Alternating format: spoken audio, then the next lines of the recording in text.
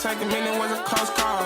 I don't fuck the flight attendant, heading overseas, I don't switch the coast on. I was under the impression that you weren't impressed, I don't mean to boast now. I got cash on top down, pop the Benz, that's an 05. Bring the man, that's a light hour, and the gang up like some night owls.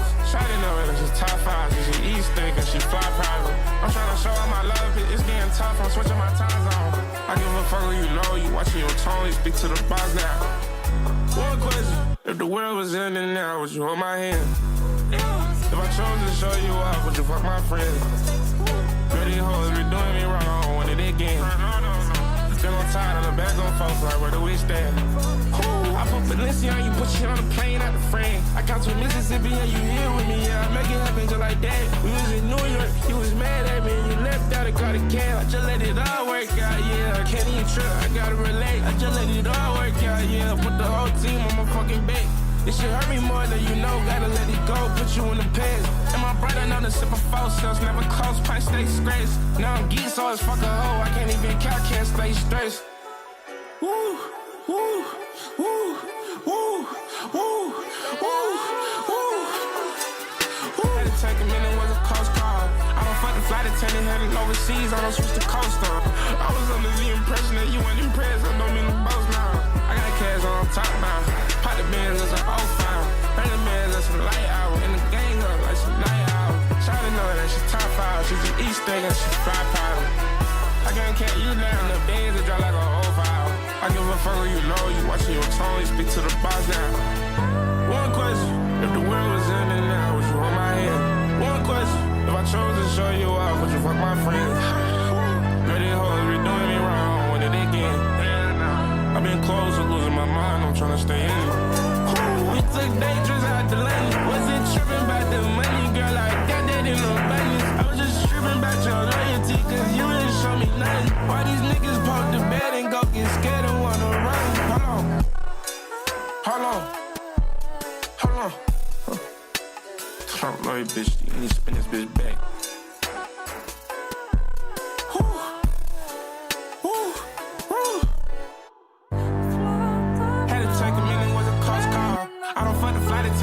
Overseas, I don't switch the coast on. I was under the impression that you weren't impressed, I don't mean to boast now. I got cash on top now. Pop the Benz, that's an 05.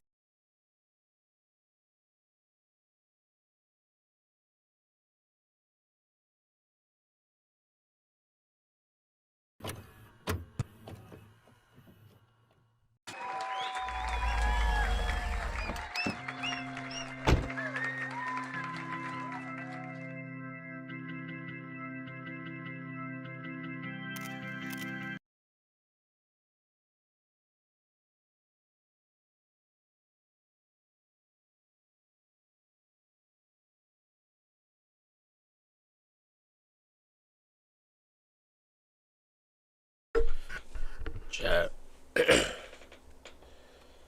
Hold up. Oh, there we go.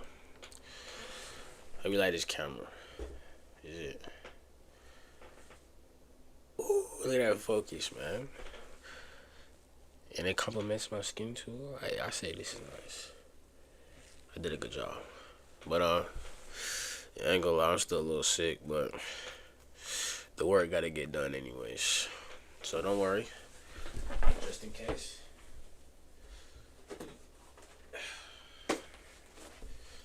Trust the old tissue box. But the stream must go on.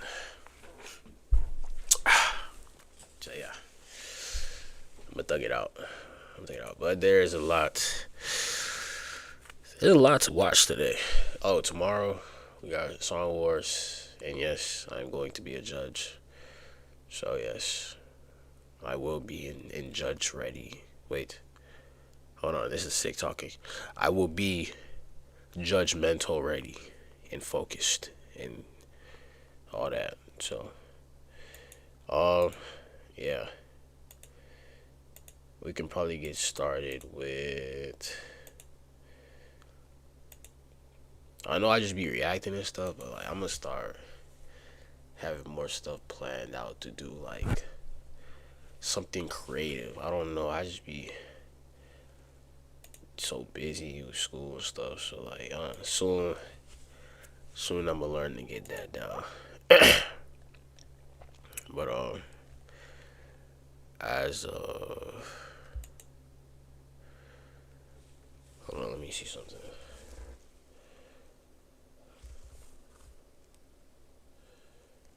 Yeah, what if I did?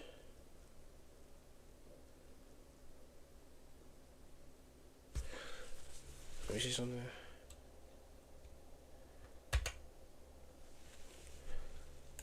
Okay.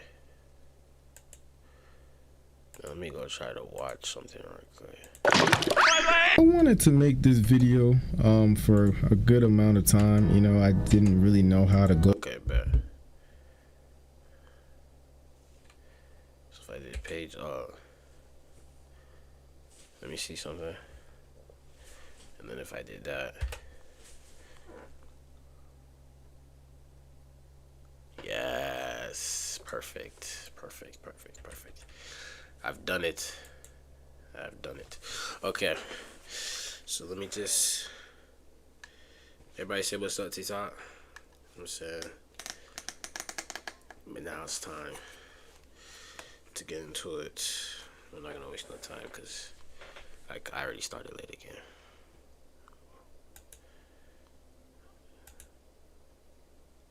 They're not dead, right?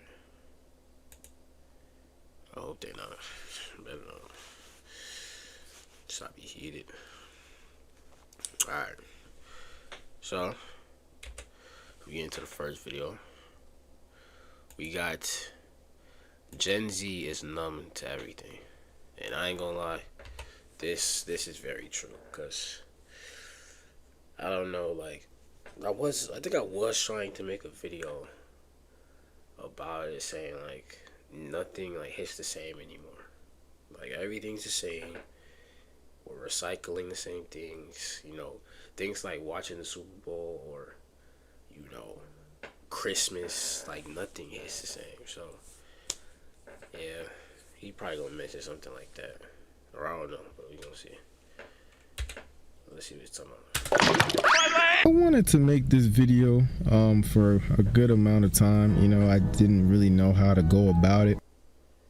We've seen a lot of, you know, tragedies among the years when it comes to, you know, homicide, when it comes to natural disasters, when it comes to suicide. You know, there's been a lot of different catastrophes internally and externally that has been intensified, exacerbated by social media. It has definitely been able to reach the masses in terms of farming fear, farming apathy, farming nihilistic traits amongst people. Problems have always happened, but you know, problems have definitely been accentuated due to the media, due to the fact that we all have the ability to, you know, listen, hear, see, learn all from one device, you know, which is in all actuality a form of media convergence, where you're able to do an amalgamation of things all on one product. I've never heard that term before. As opposed to doing them on separate products. Like, for example, you want to listen to music. Originally, you had to have an iPod or a radio, right? But now you can do it on your phone. You want to watch the news? Originally, you had to view it on TV, but now you can do it on your phone. You want to read a book? Originally, you had to buy a book, but now you're able to read on your phone. And you know, it's just the ability to be able to do. So are phones really the problem? Cause we can't sit there and lie and say that they've not helped. Like, they've helped a lot. You know what I'm saying? GPS, calling, texting, even doing social media, like, it's easier. You know what I'm saying? I edit 80%. Wait. If I stream and then I'll post my VODs, I'll do it from my PC. But, like, when I was doing vlogs or making my content for the channel, it was just quicker to get CapCut on my phone and edit through my phone. That was just easier for me. But the downsides are, you know, like,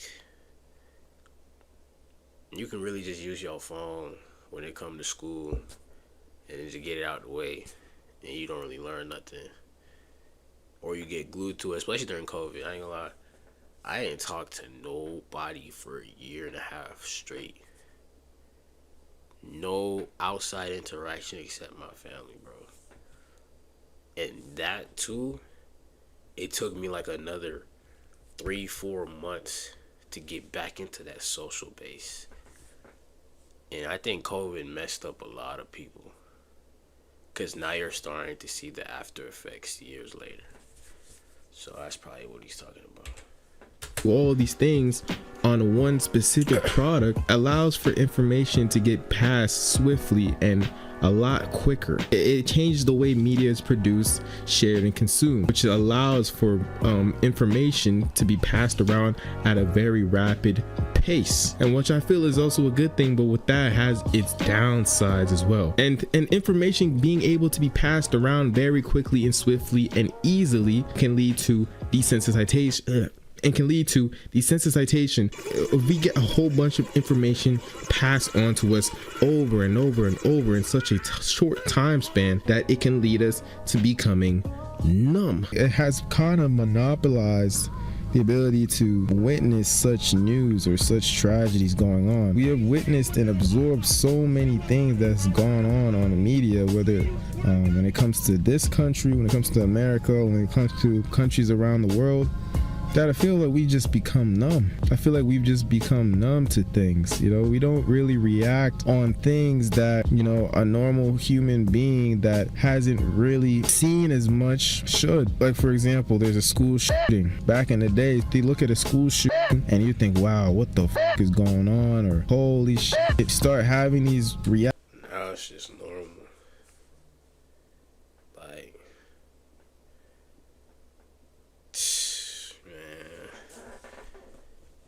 you just see it and it's just like, you know what I'm saying?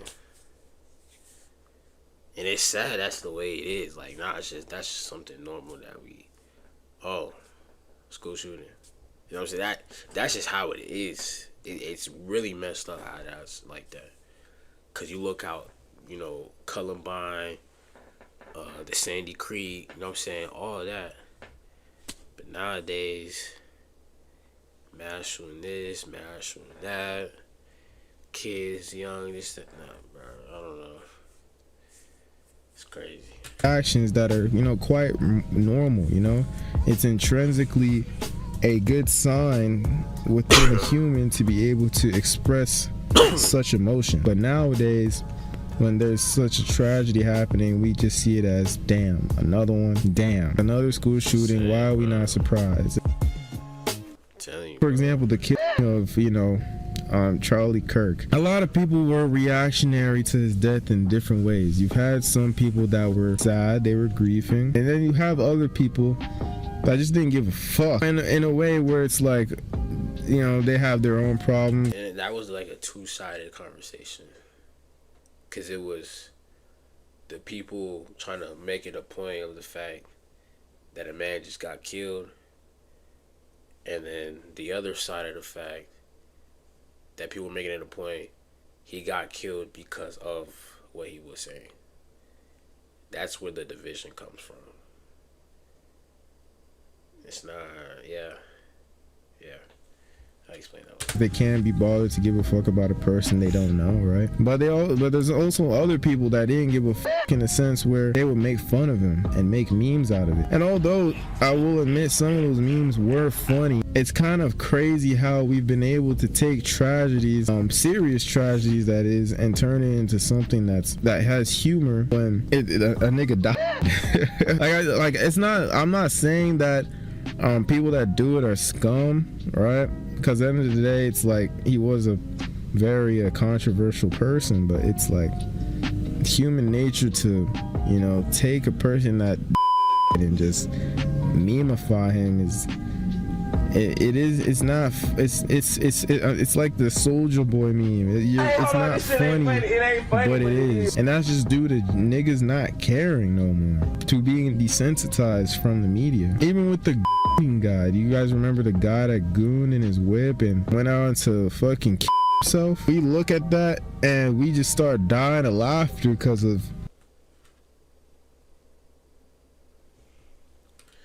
you know, nigga was at one point, and then at the next point he just ends himself. And it's like, nigga, what a topsy-turvy turn of events in such a short time span. And guess what? People were making memes about him too. And that's just due to people just becoming numb to tragedies. I'm not trying to make this video saying that we should necessarily care, right? It's not like we've had any, you know, kind of meaningful interaction with the dude IRL. Obviously we're not gonna care as much as other people that actually knew him, but there's a difference between not caring and then not caring and then being numb. You know, you can not care but still have a bit of, you know, sympathy for certain things, but we have just grown to like not care and then also become numb and make jokes out of it. Kind of insane when you really do think about it. It's like people even make 9/11 meme or jokes now. Are people? What? People always done that. Yo, I did not know that. Cause you know, I thought it was the topic of there are certain lines you don't cross, and I thought being in America, I thought 9/11 was one of them. But that just put me wrong. That's crazy. I love these two. Wow.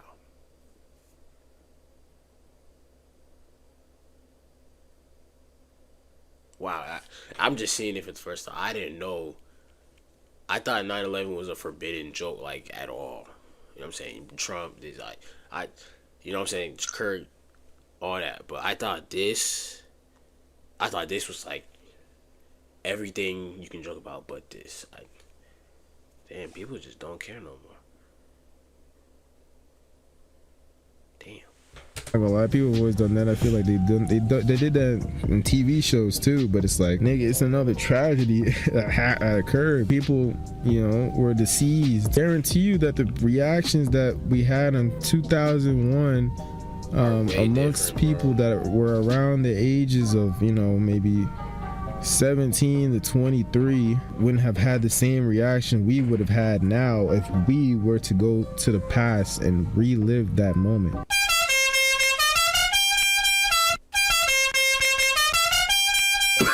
The fact that we've seen it all, and things have been exacerbated and things have been thrown in our face repeatedly to the point where, all right, this shit happened, oh well. And that's how we should be thinking in a way, but in another way, like, there's no gasp moment for things like this anymore, bro. I don't know if I made sense in this video, but I just wanted to like, you know, talk about that shit, because it's quite interesting the way that our brains have evolved. You know how in 4th grade, how no one used to curse, and whenever you would say a word like damn, people start going like, you said damn? Whoa, that's a bad word. Yo, be careful with. And you just be throwing it out like, you'll use a cuss word in almost every sentence you say now. I'm a victim. I'm not innocent. I'm a victim, I'll be honest. But I don't know, maybe it's the lingo, the trying to talk like somebody. Maybe it's the rap music. I don't know. I don't know. I really don't know when I started cussing. I don't know why either. I don't know. Maybe it was a cool thing. That word, that's a bad word. You know how you're a kid and whenever somebody would say a bad word, you start going, but then as you get older and people start to use the word more along with other vulgar vocabulary, you know, you start to hear it so much that it's like, now whenever somebody says it, it's kind of like a, oh, this is just normal. Oh shit, this is just normal. This is just how people talk now. When in reality, we shouldn't be talking like that at all. We shouldn't be using such profane vocabulary. But due to the fact of practicing propinquity, interacting with people on a day to Hold on, he's throwing too many vocabulary words. of practicing propinquity. Yes, place, time, blood relationship. You like people.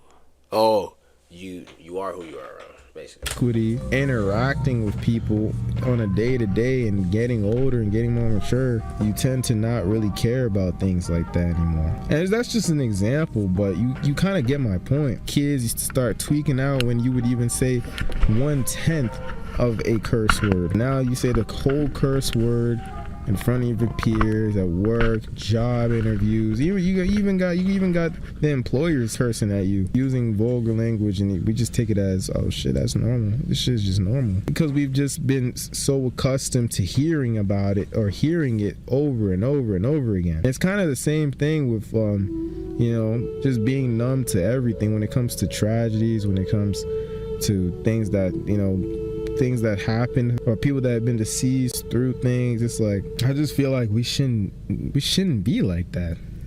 Am I tripping? Like, I feel like we should still have some sort of moment. But I don't know. We just have become numb to it. And I don't say numb in the sense that we should be, over exaggerating or showing fake empathy, because at the end of the day, things happen to people all the time, but it's kind of like, I feel like we've become desensitized to things that have happened. And I'm not talking about, I feel like it should be something new every day. So like when you see something, it's just like, cause you already know something else gonna happen. Like, I don't know, sometimes you just live expecting the worst now. And that's so sad to say, but that's just how it be. Bro. Just tragedies, I mentioned tragedies as one of the main forms of being numb. But I mean that in other forms, whether it be, finding employment or, even just finding a woman, with the evolution of AI, people will become so numb and desensitized to actual human connection if they haven't already, and just, decide to partake in a virtual connection with just a virtual human being, with a virtual being that's made through simply AI, because they cannot stand or be fond of having to interact with humans in real life, because they have ultimately given up. They have become numb. Gen Z doesn't care about things anymore. Relationships, even just getting a job, even getting money. And to an extent, I get it, I understand why people have such apathy, why people have such nihilistic mindsets due to unforeseen circumstances that the world has thrown at us. But for the most part, it's definitely something that you can acknowledge but try to push forward. If you don't stiff arm such situations, then you will ultimately just fall victim to what the agenda wants you to do. And what the agenda wants you to do is give up. Just be careful with how much you indulge on media, or else it will just take over your mind, And social media can really alter that brain, bro. That Instagram post, PTSO. Now you feel like you gotta go get it too. Like, it's the influence. Sometimes it can be good. You know what I'm saying? There are people that will encourage you to read the Bible more, talk to God more, that kind of thing. But then there's the other side. Y'all don't know what I'm talking about, bro. Because you care about. But it's kind of like, I feel like we've become desensitized to things that have happened in this world, and it's not normal, and it shouldn't be normalized. But at the same time, nigga, we've seen it all. We have. We've seen it all, and I don't know, I feel like it's just starting to become an issue. I feel like it's starting to become an issue. Like the fact that we have seen it all through the media. It's like, what could possibly surprise you? No. Cause, bro, I done seen, heard, and felt everything you could ever think of. And it's just like, yo, what could possibly be out there? It's crazy. Because the world will just throw anything at you, bro. So now everybody's on their P's and Q's. Now everybody ready. Or they're either like this. And they're just sitting here waiting. But they don't know what they're waiting for. Like, I don't know. It's confusing. Everybody's confused. The whole world is confused. Like right now, we're fighting a war that we don't need to be fighting. Like stuff like that, you gotta think about it. Like, bro, what are we actually doing right now? What are we doing anymore? I'm telling you, bro, it's ridiculous. Is the reason for our desensitization, you know? And I just kind of find that a little bit odd, and I kind of find that sad. Like, you know, I was thinking about it, also saw like a quick video on it, and it's like, nigga, we have grown accustomed to reacting in a way that doesn't have that much emotional impact anymore. You know, it's like our souls have been, you know, taken away a little bit due to the amount of, you know, tragedies that we have absorbed through just engaging and consuming media. And I don't know if I mess with that. You know, I don't know if I do. I don't know if it's just me. I don't know if I'm just like speaking on my ass right now. But it's definitely something to take into account. And just think about all the times that tragedies have happened. You know, just something to think about. It's like our minds see it and we're just like, meh. And that's a huge problem in my opinion. You know, it's a pretty big problem, but at the same time, it's not a problem that can be solved at all, and nor do I feel it's a problem that can it be solved? I don't know, cause there's part of me that said yes, it can be solved,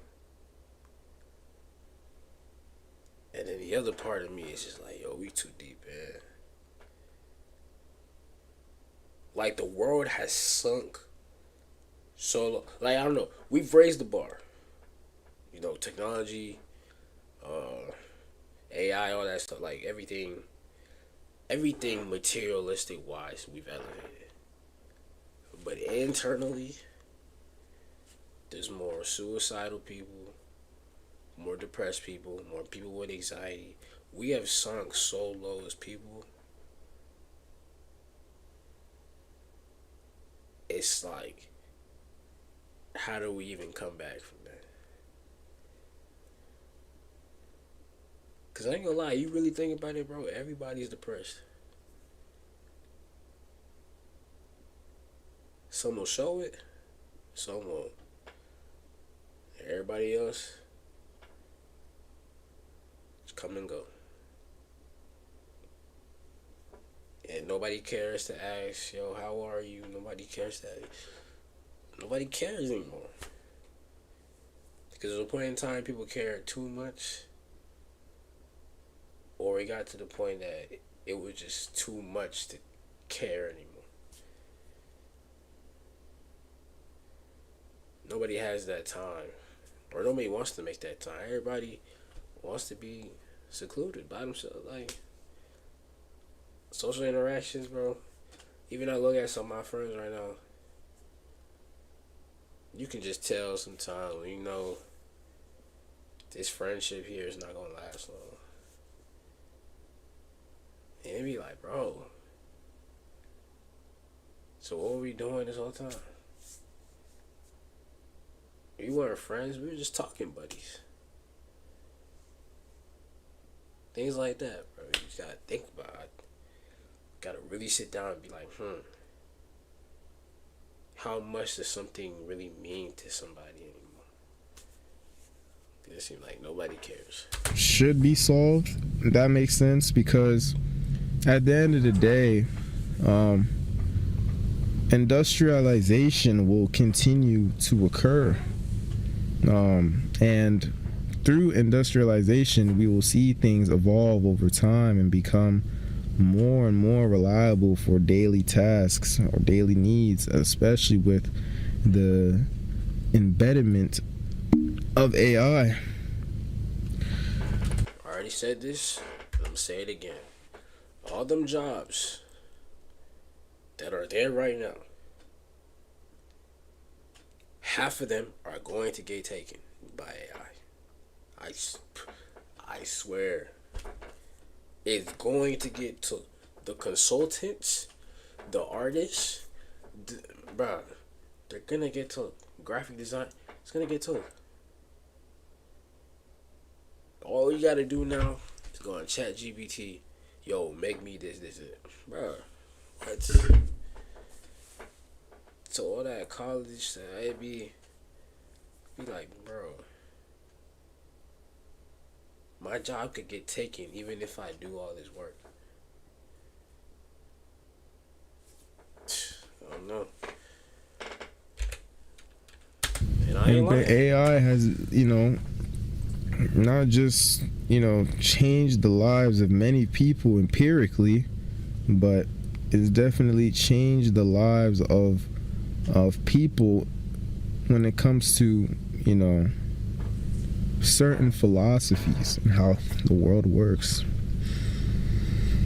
It's a thing where it's you kind of have to be a little bit stoic about it. We must practice stoicism, because there's not really a point of trying to exacerbate the issue of, humans are just becoming numb, humans are just giving up, humans are just letting things slide.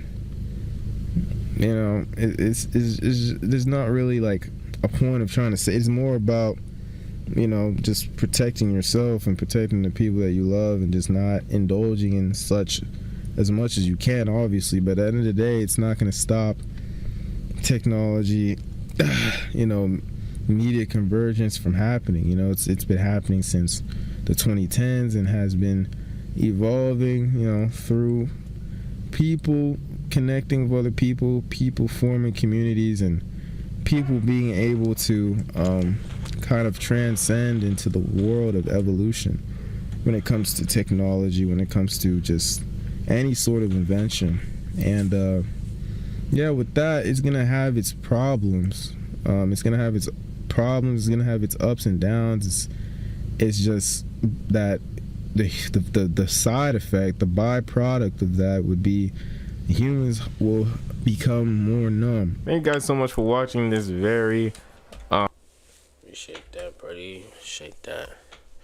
Now you speaking that real though. When you select, you gonna understand, bro.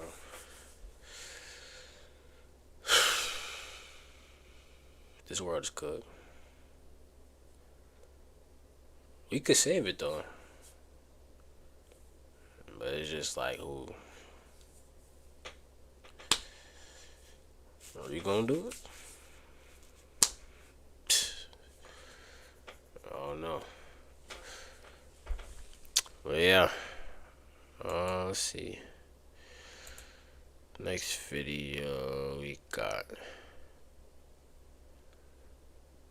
Ooh, which one? Save the long ones for the end. Ooh, this gonna be a movie, kid. Oh yeah. Have you ever noticed? This too. We gonna do it all tonight. We got to. Decades, owners chase champions. Celebrity worship. Okay. You do this one.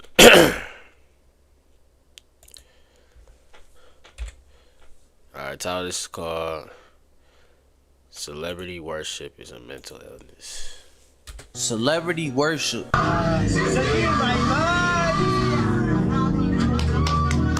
This is damn. We 6 seconds in, yo. What are you doing? What is he doing? Hold on. When you have no friends, so you inserted yourself into Kai's friend group. What? He don't know. He don't know you. Am I tripping? That. Oh no. This is. He gotta be joking. I would be joking.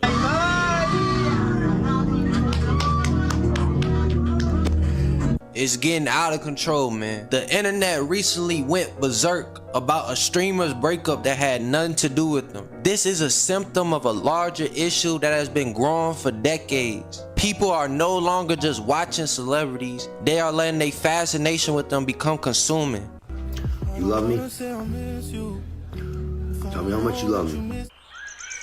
In late 2025, Wait. Hold on. Don't tell me that's a grown ass man.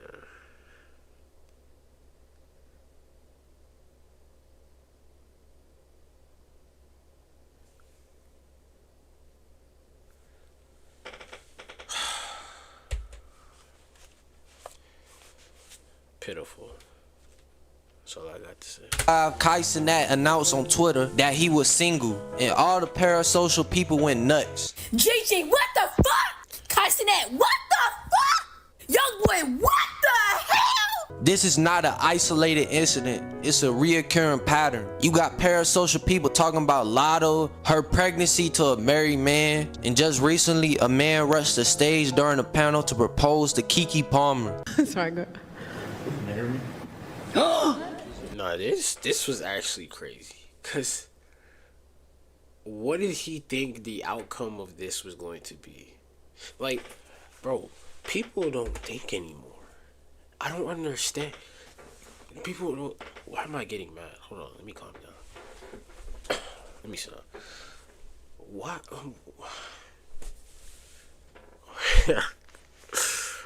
Why am I getting mad? Yo, Dan, chill, bro. At ease, father. But, gang, what are you doing? Go back to your seat, bro. And he ended up getting kicked out. Like, oh my god. He's a dumbass. Oh my goodness, bro. What do you mean? Is this serious? Is this a prank? No, that's... Y'all talking about no. Well, I guess we got to get this settled then. Nah, hey, he was doing some weird shit earlier. I can't hear you. I don't know you. I'm so sorry. Come on, fool.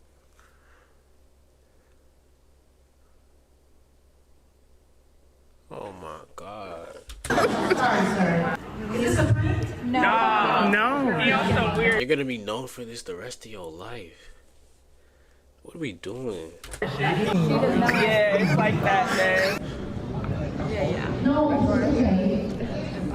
Yes, you need to get security. She wants to say yes. She wants to say yes. Hold on. She wants to say it. Yo, get your ass. Oh no. Oh no. This is how I knew that something was wrong, because the ring was nice. It wasn't like no Cracker Jack ring. The ring looked expensive. And in this month, a child actor, Walker Scobie. So this man probably blew like 10K to get rejected and kicked out. Can you refund the ring? I don't know.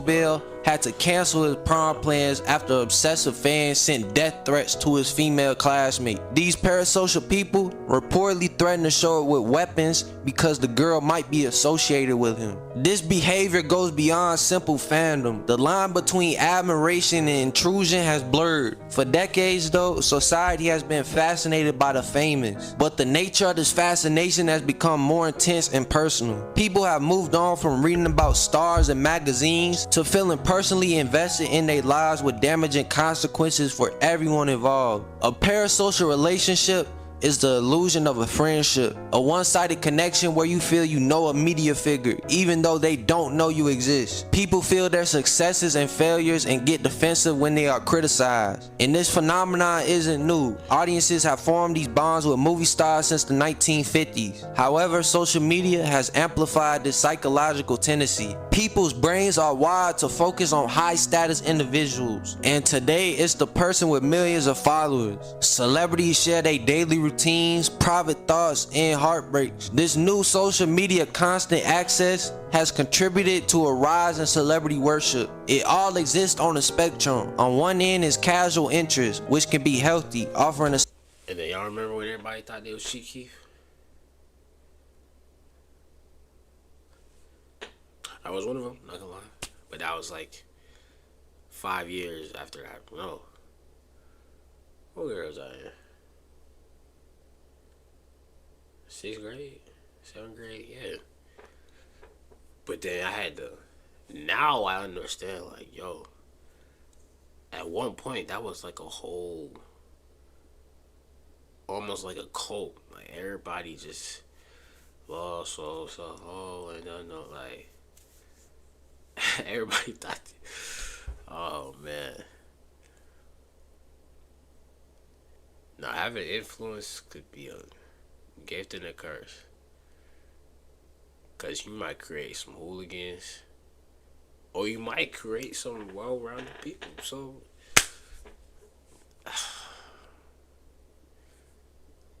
Just make sure your presence is always good, bro. Because if it gets to... Oh, man, bro.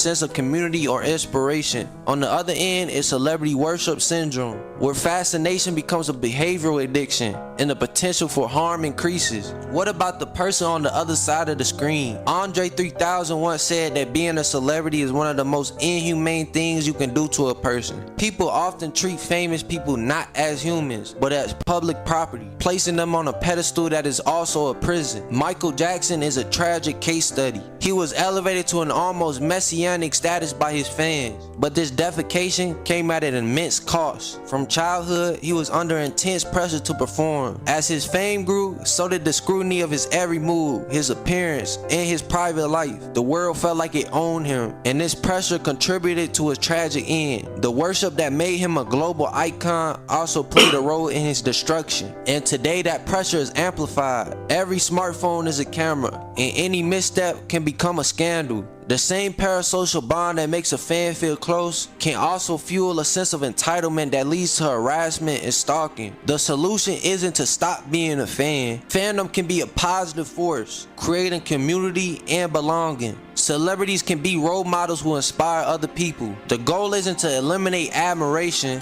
People need to learn. You need to realize the difference between supporting somebody and idolizing somebody. Idolizing somebody is the worst thing you can do, because once you idolize that said person, the one time that said person does something wrong, you will completely forget about all that idolizing you did and completely shun them out. All the people that idolize P. Diddy, all that went out the window.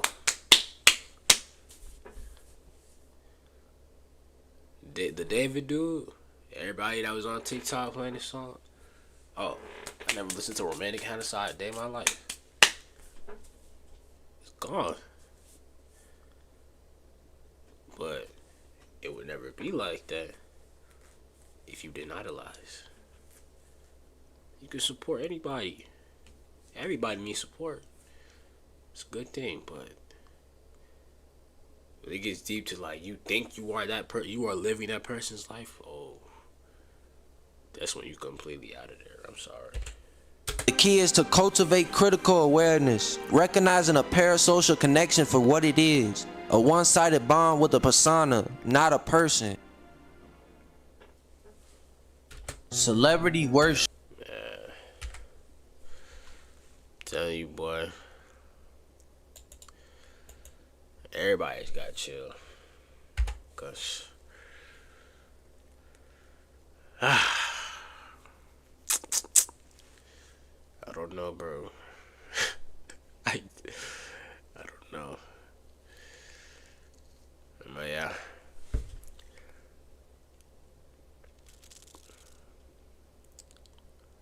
Okay. Alright, next. What else?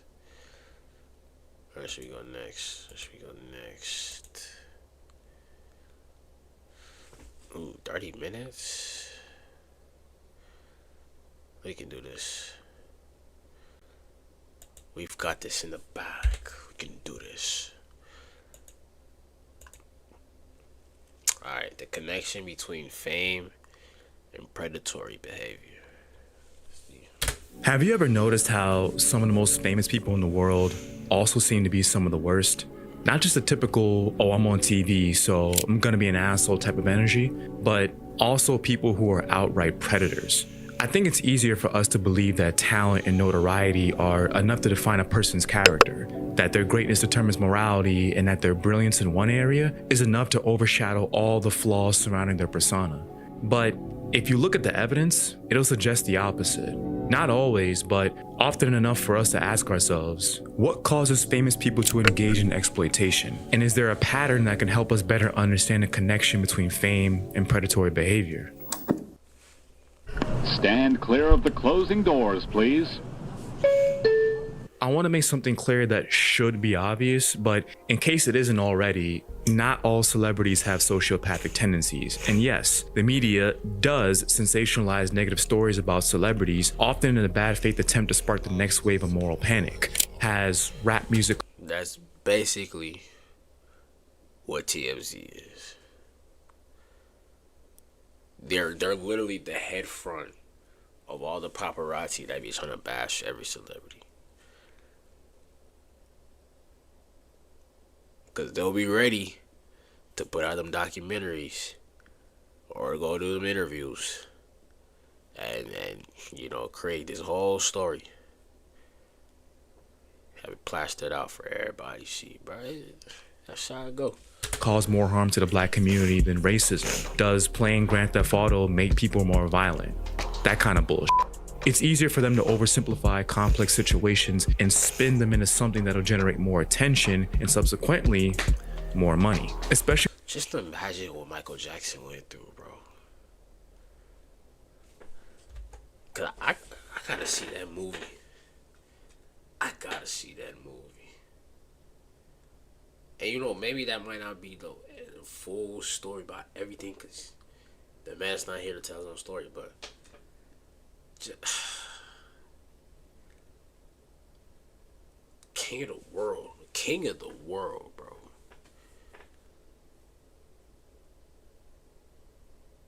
Imagine what Michael Jackson went through, bro. when it comes to superstars and other high-profile figures, which in turn clouds our judgment. And while there are plenty of celebrities that we can point to as, you know, unproblematic, at least with the information available to us at this moment, we have seen enough stories on the other side where we witness athletes, actors, and artists committing actions that were so extreme that we struggle to make sense of it, given what we think we knew about them, and honestly, what we chose to acknowledge. My parents used to tell me that each of us in this life is capable of great good and great evil, and that we shouldn't let our worst decisions define who we are. But I never understood how to interpret that statement growing up, because when you're a kid, everything is fed to you in a way that makes you see and understand things in a black and white manner. When I was 6, it was easy for me to accept that the Power Rangers were the good guys and that Mesagog was evil and needed to have his plans of world domination stopped. But When you get older, complex situations become the norm and moral conclusions are no longer as easy to arrive at.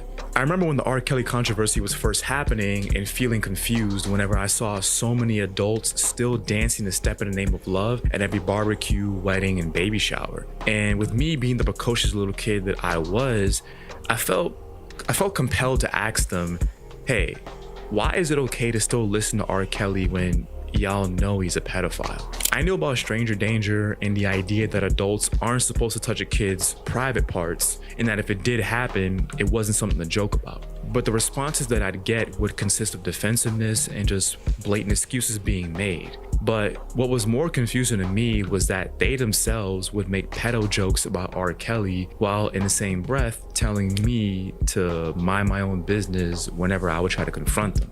And that was one thing parents at that time messed up at. Because now you look at today, a lot of people don't take things as serious no more. Only because once something major would happen, they'll just tell you, oh, it's nothing serious. Don't worry about it. You're too young to understand. Go sit down. That's how it always was. So now, in the age of, if a shooting happens, somebody gets killed, that was major and controversial or not, that's just how it goes now. Nobody cares anymore because we were told not to care the first time. I'm telling you. What the hell is wrong with you people? Every famous nigga And imagine, actually, let me say that gets arrested is not Nelson Mandela? Yes, the government conspires to put a lot of innocent black men in jail on fallacious charges, but R. Kelly is not one of those men. We all know the nigga can sing, but what happened to standards? What happened to bare minimums? You a fan of R. Kelly? You want to help R. Kelly? Then get some counseling for R. Kelly. Introduce him to some older women. Hide his camcorder. But don't pretend like the man is a hero. And stop the damn dancing. Act like you got some goddamn sense, people. Damn. Don't playing around here. Boo! Hey, you with the afro. Give it a rest. Beat it. Put the music back on. This level of cognitive dissonance was even more fascinating. Imagine if Boondocks was here today. Oh my gosh. Oh my god. Bro, if Boondocks was a show in today's world, that show would be #1 of all time. Simpsons wouldn't even touch it, bro. I'm telling you. Because Boondocks was the one show that they didn't care about anything they mentioned. They were going to say it firm, and they were going to look you in the face, and you were going to laugh at it. Because you too know what they were saying 100% of the time was true.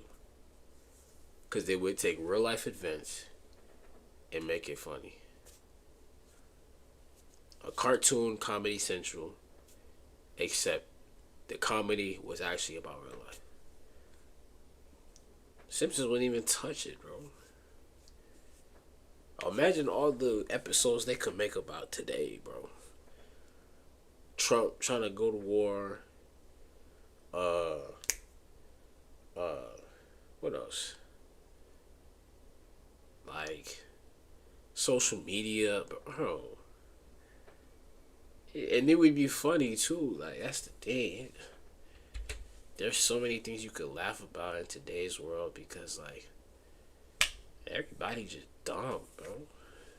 To me, because not only did they find no issue with joking about what he did, the accusations never stopped them from buying his albums, going to his concerts, and partying as if nothing had ever happened.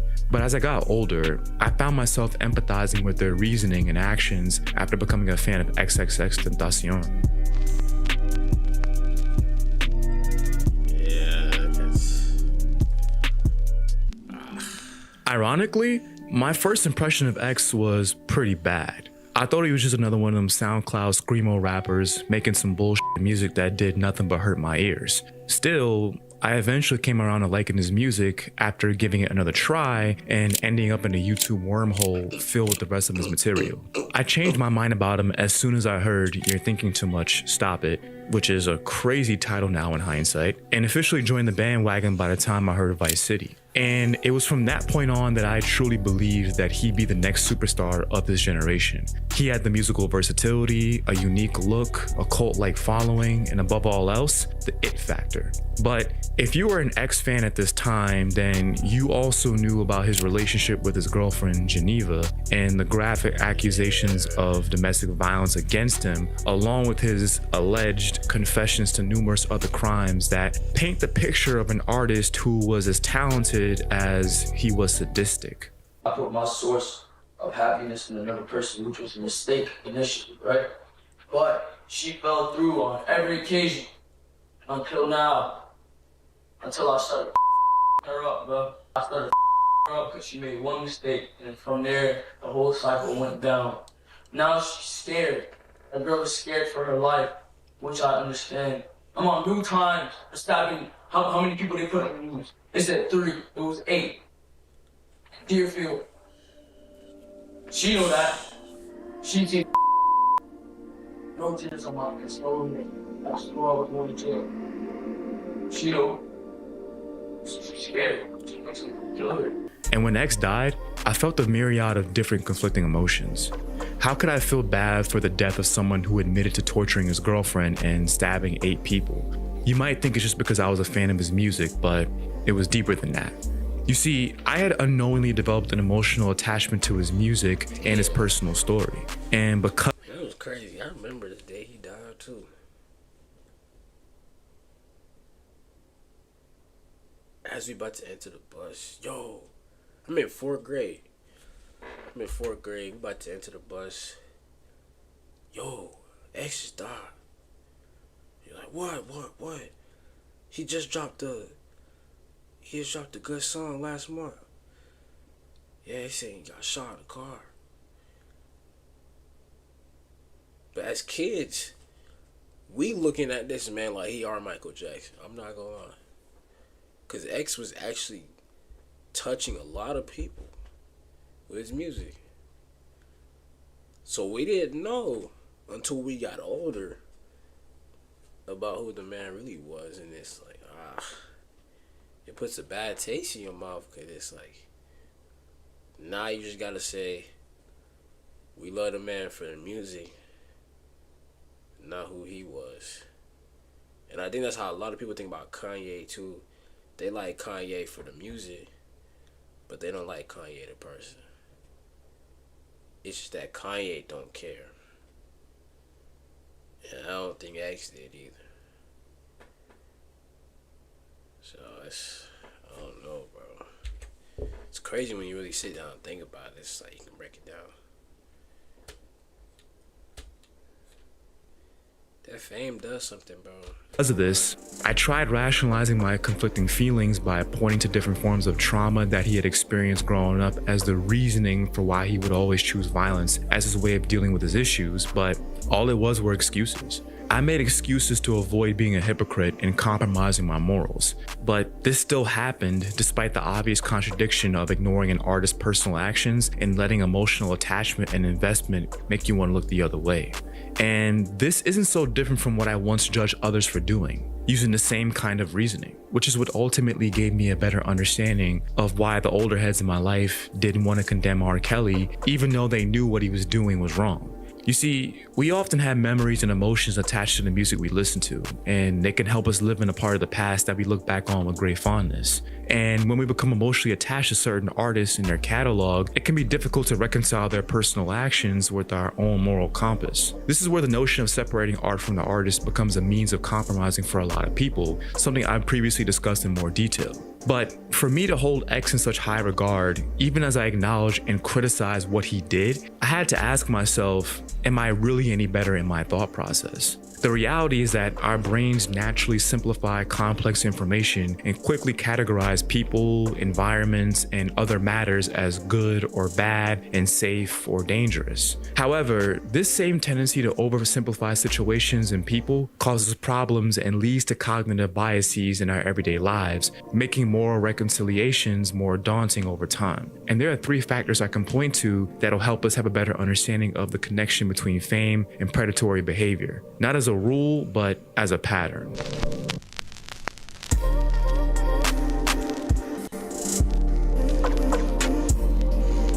The halo effect is a form of cognitive bias where your first impression of a person influences all other judgments about their character in a positive way. It's basically what's beautiful is also good. And it's one of the most powerful cognitive biases because it allows surface level impressions to dictate how we treat others. And the tricky part about the halo effect is that you rarely feel the effect as it's happening. You see, it usually begins with noticing and appreciating what catches our eye, whether it's a person's look, their talent, or their skill in something that interests us. And from that point on, once the positive impression has set in, we allow those first impressions to influence how we perceive the rest of their personality. But the real danger of the halo effect becomes clear when it involves parasocial dynamics, because this effect prevents criticism or nuance from existing, only absolute judgments, whether they're negative or positive. And in the case of superfans, aka stans, the extent of their defensive actions can be pretty extreme and dangerous. See the Swifties, the Barbs, and honestly anyone who listens to insert K-pop band as prominent examples of the most active stan bases we have today. When you try to present a fan base with an opinion or a fact that goes against the positive image they've created in their minds about their favorite celebrity, it'll put those fans on the defensive, making them feel like they need to take certain measures to protect the image you've attempted to alter, whether it's making excuses, ignoring negativity, or just straight up attacking you. But something often overlooked is that it's not just the fans who invest in these. For example, a lot of what people are more focused about is her being pregnant. What nobody's really paying attention to is how she got pregnant. Because 21 cheated with her. You see what I'm saying? But everybody, all the gals mostly are like, oh, don't even worry about that. But look, she's pregnant. That's it. That's basically what he's saying. Like, we'll just pay attention to what we want to pay attention to. Everything else, all the external factors, we don't care about. Yeah, that's just how it is. I don't know what to say to that. Celebrities. Institutions that benefit from their fame also invest in them financially, which makes them very valuable and by extension, more protected. In a more complicated situation, we have the Kobe Bryant dilemma. Kobe Bryant is the most important cultural figure in basketball since Michael Jordan. Don't let Bleacher Report fool you. He is 110,000% a top 10 all-time great. Somewhere around the 5 to 7 range I think is appropriate, but anything higher and I think you'd be letting nostalgia just cloud your eyes just a little bit. Nonetheless, his influence is so strong that even today, when I see kids shooting trash into the garbage can, they still say Kobe, even if it has a fucked up origin. We'll get to that in a little bit. Kobe!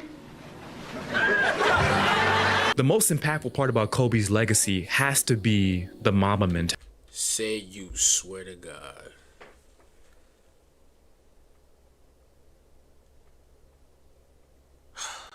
I did not. Nah, cap. That's gotta be cap. Mamba mentality comes from Kobe's alter ego, the Black Mamba. You see, the real black mamba is one of the most dangerous snakes in the world, making it the perfect animal to symbolize Kobe's hyper-competitive, win by any means necessary attitude. Cunning, meticulous, and always ready to strike at the perfect moment. For anyone who's ever watched Kobe give your favorite player hell on offense and then turn around and give them hell on defense, all while taking every clutch shot without fear, there really is no better comparison. However, the Mamba mentality has taken on a life of its own, becoming an important part of the basketball mythos, and has even transcended sports as millions worldwide now see it as a symbol of working hard toward their goals and adopting superhuman levels of discipline in any pursuit that they embark on. But what most people forget is that the Black Mamba persona was created after Kobe's 2003 Colorado rape case. Now, some might point to other interviews where he says it comes from the movie Kill Bill, but let's be honest here, that's the fucking PR answer. Like just look at the difference in emotion when he explains the origins of the Mamba persona, and you tell me which one of these two interviews you believe to be the real explanation. The Black Mamba. Okay. Yeah. Where'd that come from? Well, honestly, I stole it from Quentin Tarantino, to be honest with you, right on. from the movie Kill Bill. Yeah. But it was like, you know, if you look up the Black Mamba, the snake, it's extremely deadly. Get extremely it, you know what I'm saying? So like, for me, when I play basketball, that's the space I go into. It's like don't you're mess Sasha with me, Fierce. don't talk to me, exactly. Yeah. In 2003, I went from a person that was at the top of his game, had everything coming, to a year later having absolutely no idea where life is going, or if you're going to be able to even be a part of life as we all know it. I hear everything that the crowd is saying, and I hear it. So it's like this place where it was my refuge is now being bombarded with all kinds of things that they would say. And I had to separate myself. Because going through that time, I felt like there's so many things coming at once. It was just becoming very, very confusing. I had to organize things. So I created the Black Mamba. So Kobe has to deal with these issues, all the personal challenges. The Black Mamba steps on court and does what he does.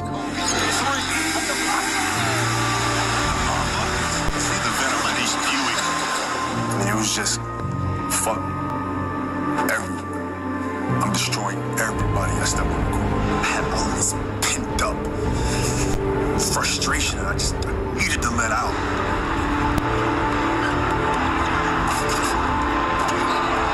It was an avalanche, man. And, you know, there was nothing that was going to get in the way. There was nothing that was going to stop me.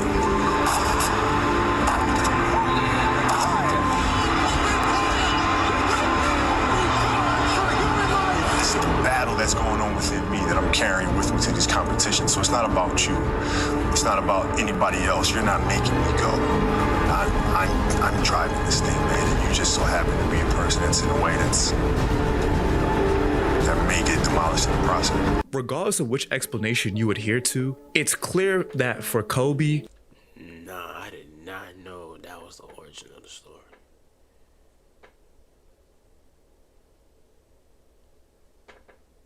Yo, that's crazy.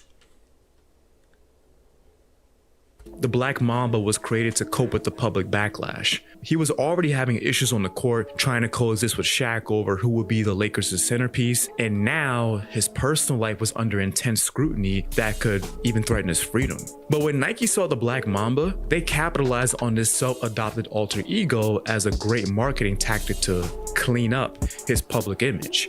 They use their large platform to convey the idea that Kobe the person isn't the same as Kobe the player. You see, Nike shifted the focus away from Kobe's off-court issues and instead promoted his on-court image, emphasizing his status as the best in the world, backing it by giving him their best signature shoe line since Jordan, and airing commercial campaigns featuring Kanye West and Bruce Willis, further associating him and his brand with innovation and brilliance. And as the Black Mamba persona helped him play at a high level and win championships again, this time as a Lakers' main star, along with having his persona become a major source of inspiration for people who wanted to overcome their own obstacles, suddenly the stench of words like infidelity and rape were removed from his jacket. Instead, Kobe would now be synonymous with the traits of his Black Mamba persona, having hard work and extreme self-confidence be the focal point of how the public perceives him. And it worked. But make no mistake, it only worked because we wanted it to. And Nike foresaw that we would. Because no one wants to believe that someone they care about and look up to could commit terrible acts. So if you give them a narrative that's sexy enough, rationalizes the situation, or just takes their attention away to focus on something more important, they'll accept it. Forget that he was routinely abusive to his teammates. Forget that he only cheated on his wife in Colorado at best. Forget that he only cared about himself on the court, and just focus on the fact that he gave every team in the league 40. Focus on how he has the greatest scoring game in NBA history. Focus on how he played through injuries that most guys would have load managed. Focus on how he dropped 60 in his last game ever. Just focus on how he gave 100% every single day of his life. This isn't an attempt to slander Kobe, because none of us truly know what happened in that hotel room back then. Although, I do encourage anyone who's curious about it to read the case details so you can make your own conclusions. I use the situation to illustrate how beloved figures... I don't even know what to say. I'm actually, this is news to me. I did not know. Dang. See, Kobe was just so...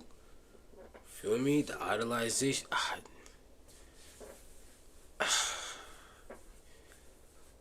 They say a man who not here, we can't speak on a man who's not here to defend himself. Like, you can't. Dang, bro. That's... Oh my gosh, bro. Involved in questionable circumstances can have their reputations restored thanks to a strong positive persona that's too deeply ingrained to be altered. And how, moreover, if a person is valuable to valuable people, things can, and in most cases, will go their way.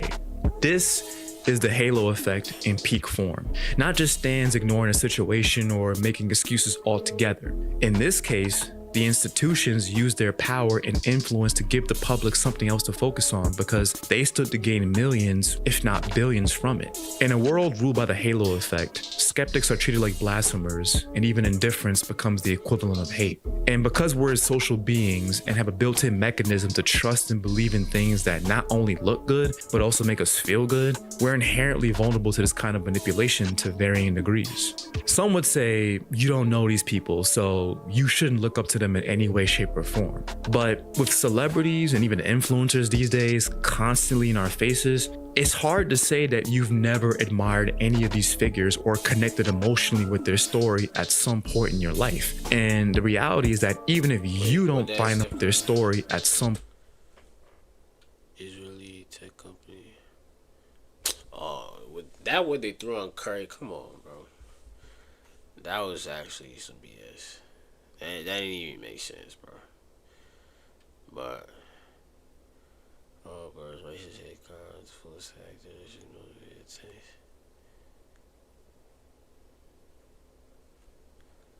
for real.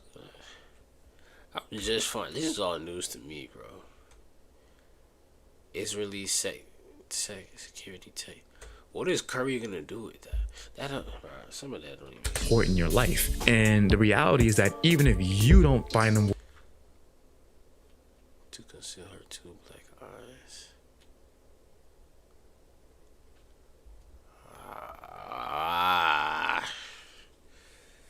He's dead, P. I don't know. worthy of admiration, millions of other people do, and to a large extent. And more often than not, their emotional investment is exploited by the very people they admire because the halo effect and its damaging biases are not overlooked. They're actually taken advantage of by those who benefit from them, and no one benefits more from the halo effect than narcissists.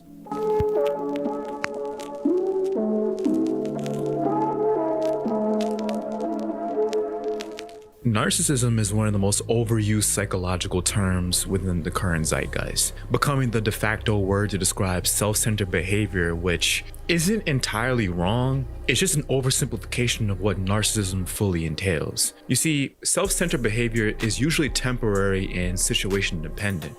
Narcissism, on the other hand, involves a persistent pattern of grandiosity, a lack of empathy, and a constant need for external admiration and validation.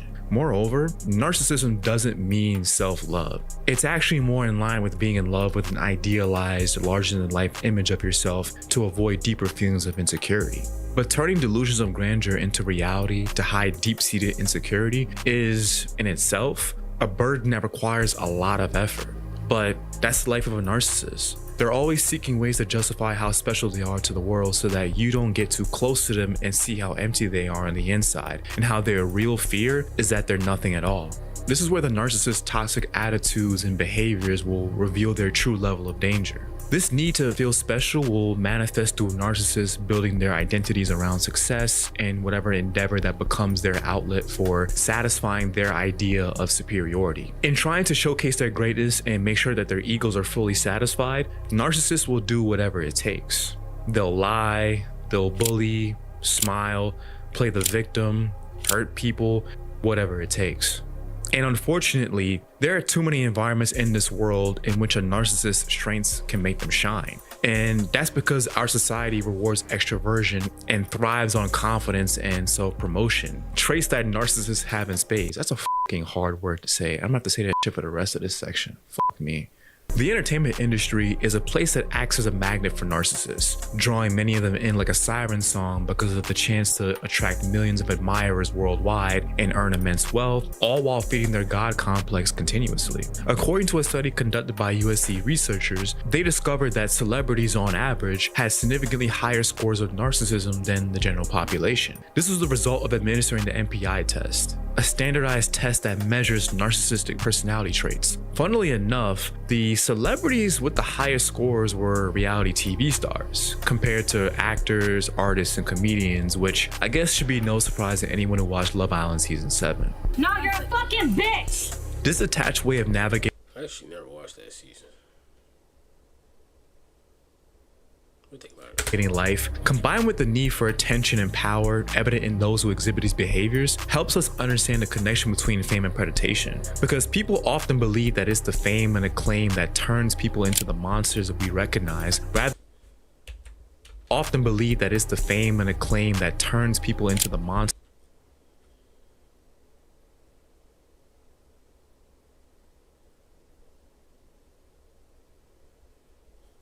that we recognize, rather than realizing that these individuals already had these dark traits and that the money, power, and fame actually fueled their existing narcissism. But what does narcissism look like at its most successful? Let's look at Kanye West and Diddy. The two might not seem to have much in common on the surface, but if you look closer, they're pretty similar at their core. Two black men who grew up in environments where they were overlooked by their peers, struggled with expressing masculinity and exploring sexuality in a healthy way, yet were driven by deep insecurities and ambitious dreams of reshaping hip-hop and ultimately the world in their image.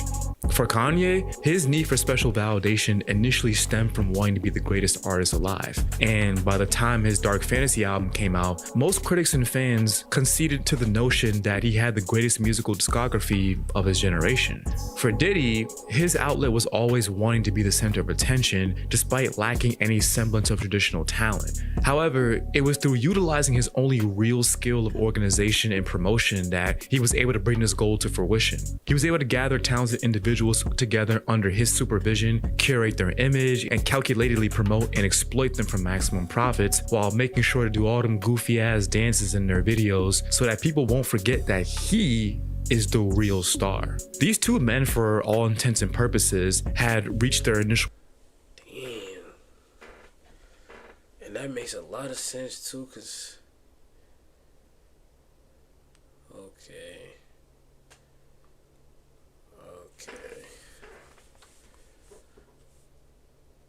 Cause then he was the one throwing the party, and man, wow, this is a good video. I'm glad I clicked on this one. This is a good video. Goals, which were already pretty lofty and virtually impossible for 99.9% of people to achieve. But the thing about narcissists is that the goals will keep escalating because they need more to satisfy their superiority complex. And as the goals expand, so does their power. And with more power comes more desperation to uphold that superhero image. Remember, that's the true goal of narcissists, to achieve and maintain that grandiose image by any means necessary. So if you're a narcissist, it goes as follows. Once I accomplish one goal, I can't stop now because people will forget about me and they'll forget how special I am, how great I am. And that cannot happen. And this is where Ye and Diddy begin to parallel each other, because once they achieve their foundational goals of becoming musical powerhouses, their new objectives involved conquering territories beyond music altogether. Kanye wanted to become the most influential fashion designer in the world, and he did. Diddy wanted to take over the liquor industry once he had accomplished all he could in the music industry, and he did. Meanwhile, So like, it goes back to the whatever you do, you still not fulfilled. So you will always feel like you have to do more and more and more and more. Is that a good way to live? I don't know. Cause then it's like, when are you ever gonna be satisfied? But then what else is there to life when you already have everything that you want? Dang. I don't know, bro. in between all their accomplishments, they left a trail of burned bridges and broken people by choosing to satisfy their delusions of grandeur. Diddy has been accused of sexual assault by over 80 people at this point, with some of them being minors when the assaults took place. And anyone who stood next to him in the 90s and 2000s is either dead, went to jail, or ran away from him to go find God. Kanye has said everything from slavery was a choice to I love Hitler, cozied up to a fascist, unnecessarily revealed to the world that he almost aborted his daughter, in addition to many other public family fiascos and falling outs with his good music artists, and has also been accused of sexual assault as well, which doesn't sound so out of place given his well-documented and self-admitted porn addiction and other encounters with women in the industry. At their peaks, they both embody what was cool to an entire culture and generation. They were symbols of what it meant to be unapologetically yourself and successful. But what happens in the dark will eventually come to light. But to paint the full picture, we also have to consider a person's life experiences and the traumas they've endured. Not as an excuse, but to understand how these people became so emotionally disconnected to begin with, because the things that happened to us in our formative years make us the adults that we are today. And those experiences, along with our coping mechanisms, can either enhance these existing dark traits or be the reason why they developed in the first place.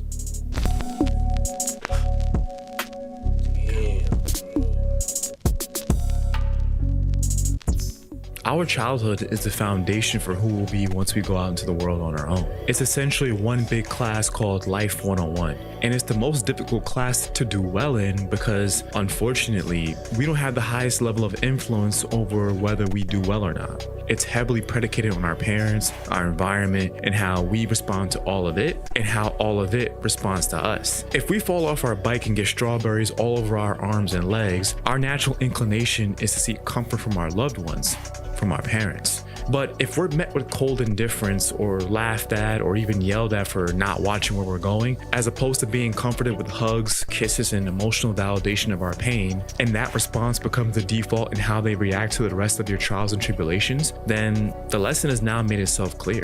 my pain isn't important. This phenomenon is known as childhood emotional neglect, and it unfortunately has a significant connection to narcissism. As a person's childhood becomes flooded with moments of neglect and contempt, their loved ones will continuously write it off as not being that deep, but it is that deep.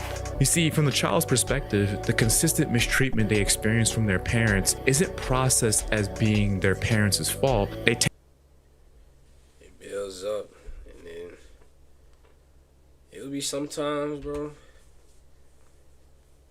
you'll think that you're the problem.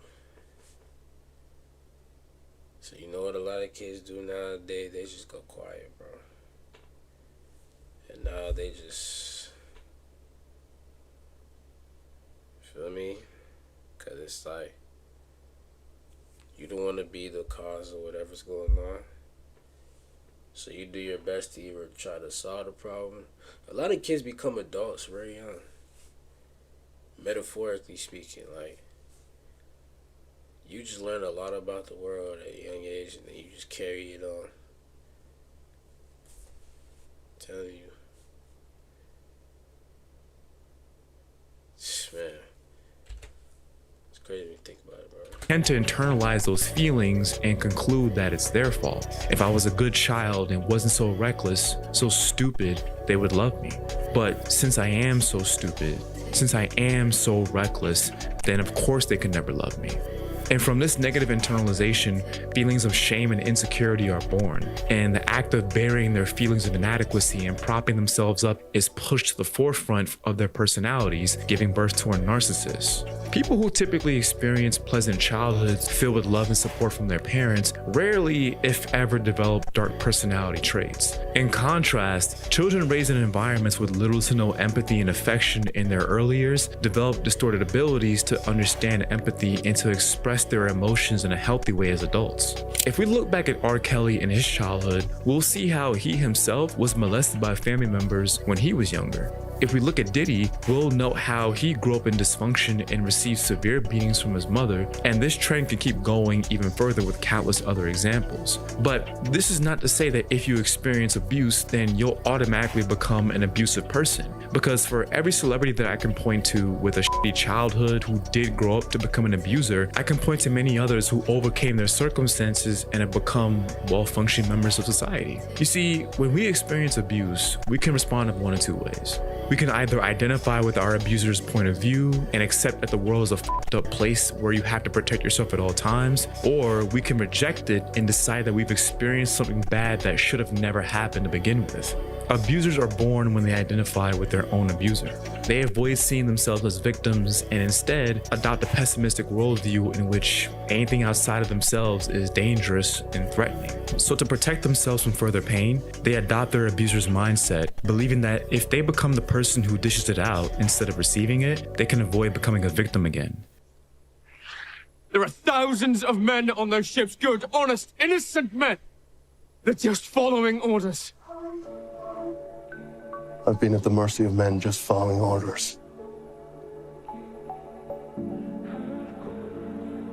Never again. This reasoning is usually unconscious, but still used to justify their abusive behavior. On the flip side, people who experience abuse and refuse to accept the idea of becoming an abuser reject the beliefs of their oppressor. They took the right step by recognizing that they don't want to be someone who creates more victims, but the challenge now is defining the correct model of behavior that they truly want to follow. Especially in a family dynamic where they might be the only one aware of how bad things are, causing some regressive thoughts to surface on their journey to healing. What if they were right all along? What if I am truly worthless? For people who deal with narcissists, you might think that therapy could be a helpful solution, but honestly, when a person is like this, it can be next to impossible to change if they have no awareness of their issues. Because you've grown into that. So once you've grown into something, bro, it's hard to change it. I don't think you can ever change it. Cause it's like, that's you.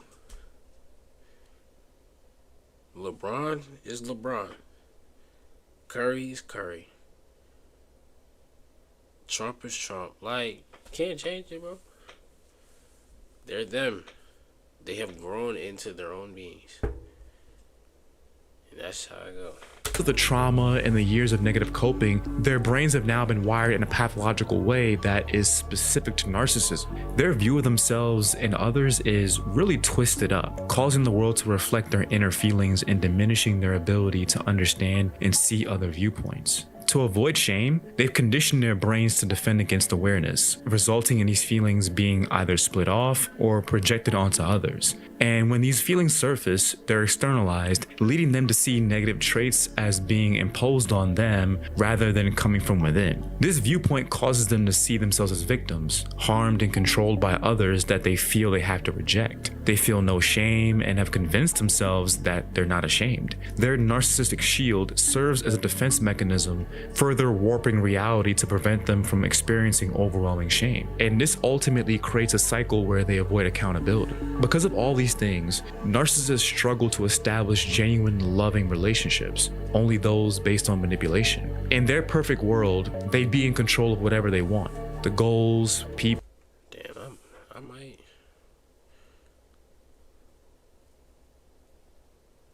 I slightly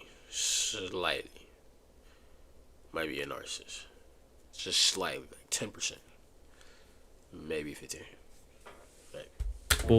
The weather, but the inevitable reality for many narcissists, especially those who never heal, is having nothing in the end due to their unprocessed feelings of rage, insecurity, and emptiness driving people away. For the most part, I don't believe that people are born with dark personality traits. I think they just drew the unlucky hand of being raised in a toxic environment by unhealed souls and becoming a product of negative defense mechanisms. In an ideal world, people would heal themselves before having children of their own, except that most people who are emotionally broken either lack the self-awareness to know that or lack the knowledge to even begin the process of confronting themselves.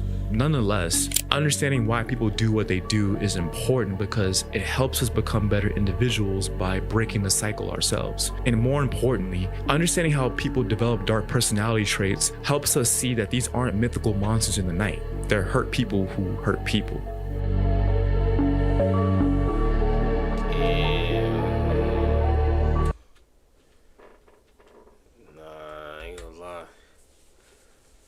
That's one of the best videos I've ever seen. I ain't cap. That's tough.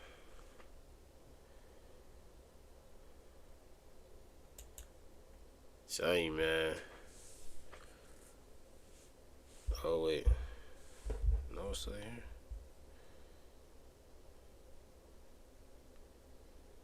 Oh damn, I ain't eating shit.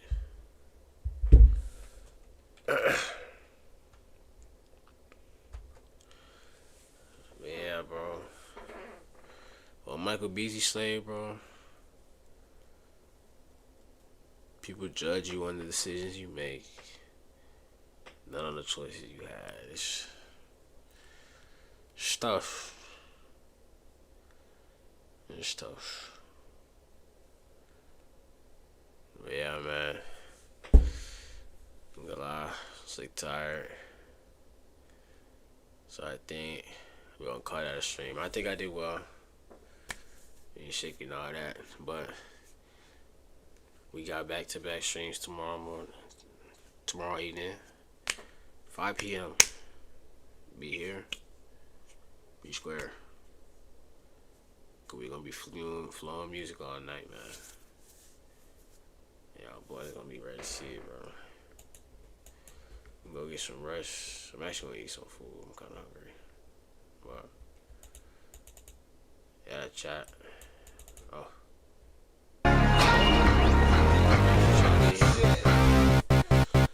Till next time. Be easy.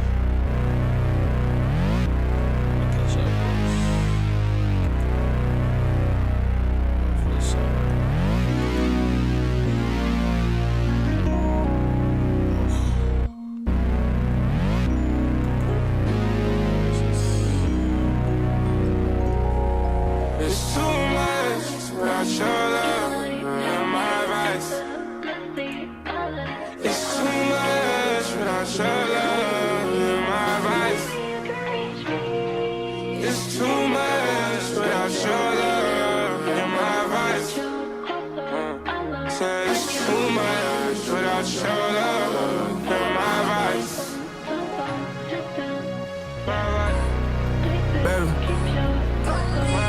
This ain't no love song, cause you ain't even did me wrong. We just had parted ways, that's life, I guess it's in hard. It's just these drugs into my cars, you don't pick up the phone. I swear. Sometimes I catch a flight to get away to be alone. You was my Mona Lisa, I was like your Van Gogh. I mean Da Vinci, I went Vinci, you went Rick Owens. And it didn't even matter where we went, cause you was pistol toting. Yeah, that's my gangster bitch, I couldn't wait to show you all. Met Gala, my vibes, yeah, we was swagging too strong. Bitch, you know I got my ties, if a nigga touch, you know he gone. Even though we don't turn right now, you know I don't got no love loud. I just hope you feel the same, you kinda like my vice and all. I still don't feel the same, you're supposed to be my wife and all. Yeah.